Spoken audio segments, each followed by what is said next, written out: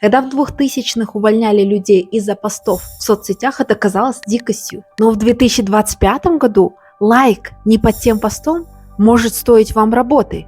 Кто-то теряет карьеру, а кто-то даже оказывается в тюрьме. Мы привыкли, что если ты хороший человек, если ты не врешь, с тобой ничего плохого не случится. Но это ложь. Иногда правду говорить опасно. Сегодня мы разберем, когда правда оказывается против нас, и почему молчание может быть не трусостью, а стратегией выживания. Подписывайся на канал, давай разбираться вместе.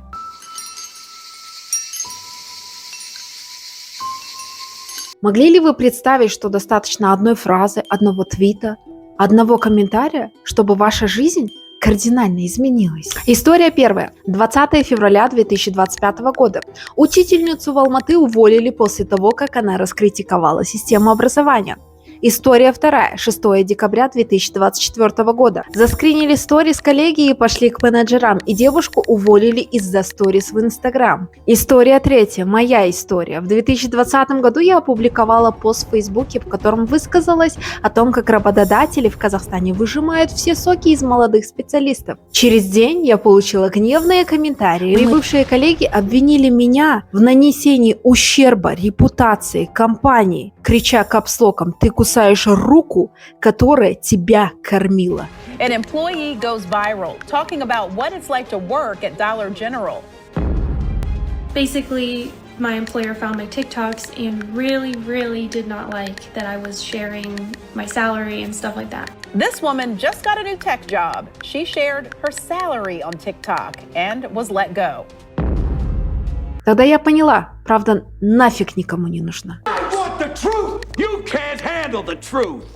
Давайте немного поговорим про корпоративную культуру молчания. В корпоративной культуре честность – это слабость. Нельзя критиковать начальство, если хочешь сохранить работу. Нельзя обсуждать зарплаты, если не хочешь проблем. Нельзя спорить с корпоративной политикой, если не хочешь, чтобы тебя заметили. Почему так происходит? Потому что система построена не на равенстве, а на подчинении. А почему мы вынуждены молчать? Корпоративная культура равно цензура. В исследовании Glassdoor 67% сотрудников боятся оставлять негативные отзывы о работодателе из-за страха репрессий. Начальники используют страх. Если ты не имеешь связей или ресурсов, ты всегда в уязвимом положении. Ты зависишь от зарплаты, ипотеки и стабильности, которую тебе дает твоя работа. Школьная система учит нас молчанию. В школе нас учили не перечь старшим.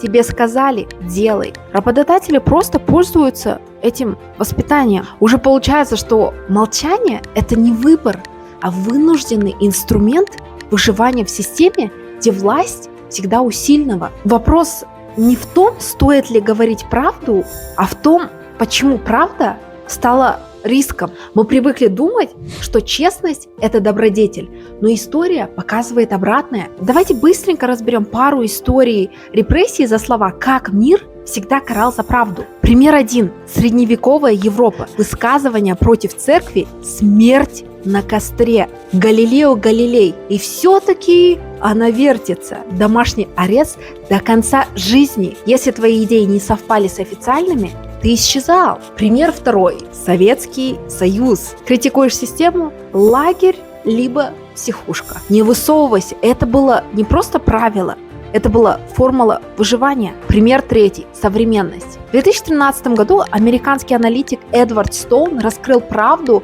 о слежке США за гражданами. Итог: ему пришлось бежать из страны.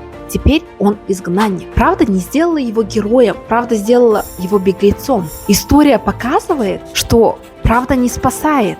Правда разрушает жизни. А почему мы выбираем тишину? Немного про психологию молчания. Первое – это инстинкт самосохранения. Когда ты выражаешь свое мнение, ты выделяешься. Когда ты выделяешься, ты становишься уязвимым, тебя легко убрать. Второе – это социальное давление. Люди адаптируются к большинству. Лучше быть как все, чем оказаться в изоляции. Будь тише воды, ниже травы. Помните? Третье – ожидание наказания. В СССР страх перед КГБ заставлял людей бояться даже собственных мыслей. Сегодня страх перед HR-отделом заставляет нас бояться своих собственных слов. Мы молчим не потому, что согласны. Мы молчим, потому что система воспитывает страх. Давайте чуть затронем философскую дилемму. Правда против молчания. Стоит ли говорить правду? Аристотель верил, истина важнее последствий. Конфуций считал, истина то, что выгодно обществу. Макиавелли говорил, лучше быть осторожным, чем быть правым. А что выберешь ты? Пиши в комментариях. Если молчишь, ты защищаешь себя. Если говоришь, ты можешь потерять все. Но есть ли третий путь? Слушай, обязательно перейди в мой телеграм-канал. Были ли у вас случаи, когда за правду вас наказывали? Пишите в комментариях, почему иногда молчание – это единственный способ выжить на работе, в соцсетях, в карьере, в жизни. Высказался, потерял все. Промолчал, остался на плаву. Но где граница? Я ждал это время, и это время пришло. Те, кто молчал, те перестали молчать. Те, кому нечего ждать, садятся в седло, их не догнать, уже не догнать. Те, кто молчал, перестали молчать. Те, кому нечего ждать, садятся в седло. Их не догнать. Идеалы или реальность? Что выберешь ты?